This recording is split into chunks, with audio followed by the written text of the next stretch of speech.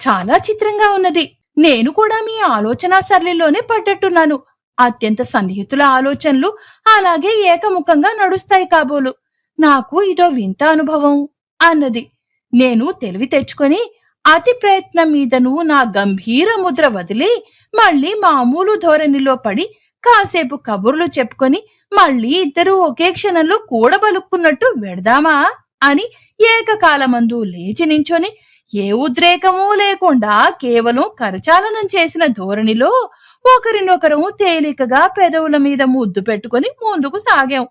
4 రోజుల తరువాత కాన్వొకేషన్ జరిగింది.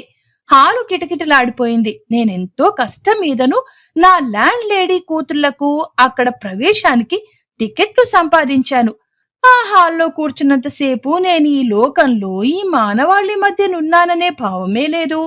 ఊహలన్నీ నన్ను విడిచి వినువీధిలో విహారం చేయనారంభించాయి. నా పేరు పిలిచినప్పుడు నిద్రలో ఎవరో నన్ను పిలిచినట్టు వినబడి లేచి నుంచొని ప్లాట్ఫామ్ దగ్గరకు వెళ్లి వారందర్నీ హూట్ తీసుకుని పట్టా పట్టుకుని నా చోట్లో వచ్చి కూర్చున్నాను.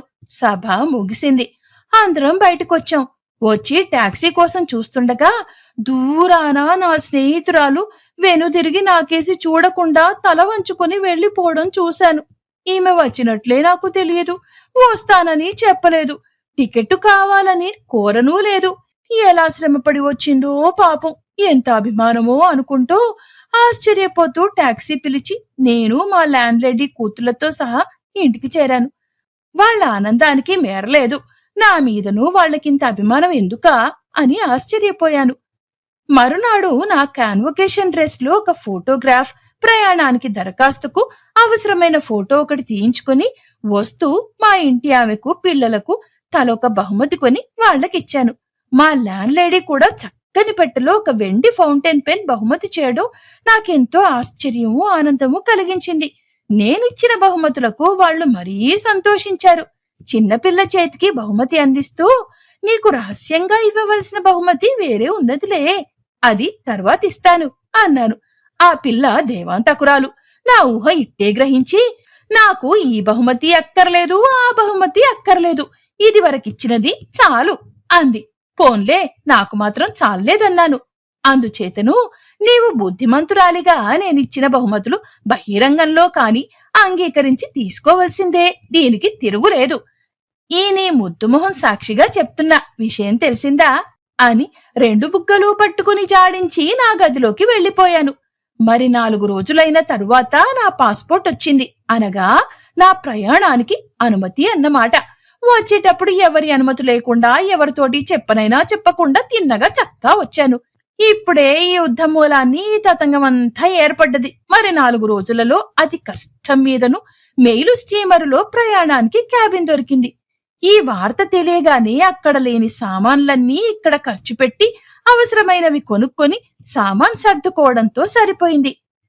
నేను మా స్నేహితురాలకు ఫలానా రోజున ఫలానా రైల్లో ఫలానా స్టేషన్ నుంచి బయలుదేరి లండన్ చేరి అక్కడ స్టీమర్ ఎక్కుతానని నన్ను మర్చిపోయి అనుకూలుడైన యువకుణ్ణి పరిచయం చేసుకుని వివాహమాడి సుఖపడమని కోరుతూ నాకు సెలవిమ్మని ఉత్తరం రాశాను. కొన్ని కన్నీటి బిందువులు ఉత్తరం మీద పడి కొంత భాగం తెలియకుండా పోయిందనుకుంటాను. మధ్యాహ్నం నా మిత్రులందరి దగ్గర సెలవు తీసుకుని సాయంకాలం పెందలాడే భోజనం చేసి ప్రయాణమై వెడుతున్నానని మా వాళ్లతో చెప్పగానే వాళ్ళందరూ ఒకరి తర్వాత ఒకరు కన్నీళ్లతో నన్ను కౌగిలించుకుని ముద్దు పెట్టుకుని సాగనంపారు. ఆ చిన్న పిల్లయితే మరీ ఒకటే ఏడుపు. ఆ పిల్లను చూస్తే నాకెంతో ముద్దు, జాలి, ఆనందం కలుగుతుండేది. ఇటువంటి అమ్మాయి నాకో చెల్లెలు ఉండకూడదా అనుకునేవాడిని ఎన్నోసార్లు నేను. ఎంతో బాధతో బండిలో కూర్చుని వాళ్ళు టాటా అని చెయ్యి ఊపుతుంటే బండి కదిలింది. వాళ్ళు స్టేషన్ కి కూడా రావాలని ఎంతో కుతూహలపడ్డారు, కాని నేనే వద్దన్నాను. స్టేషన్లో దిగగానే రాజు అనుకోకుండా మా ప్రైవేటు మాస్టర్ గారు మరికొందరు మిత్రులు వచ్చి నాకు టికెట్టు వగైరాలు కొని రైల్లో నన్నెక్కించి నేను సుఖాసీనుడను కాగానే వాళ్ళు సెలవు తీసుకుని వెళ్లిపోయారు. బయలుదేరడానికి గంటా మోత, రైలు కూత వినపడ్డాయి. ఇక రైలు కదులుతుందని కడసారి స్టేషన్ చూద్దామని తల కిటికీలోంచి బయటికి పెట్టి చూద్దును గదా, నా స్నేహితురాలు చిన్న పెట్టెతో నన్ను చూసి ఒక్క పరుగున నా పెట్టె దగ్గరకు వచ్చింది. పెట్టె కదిలింది.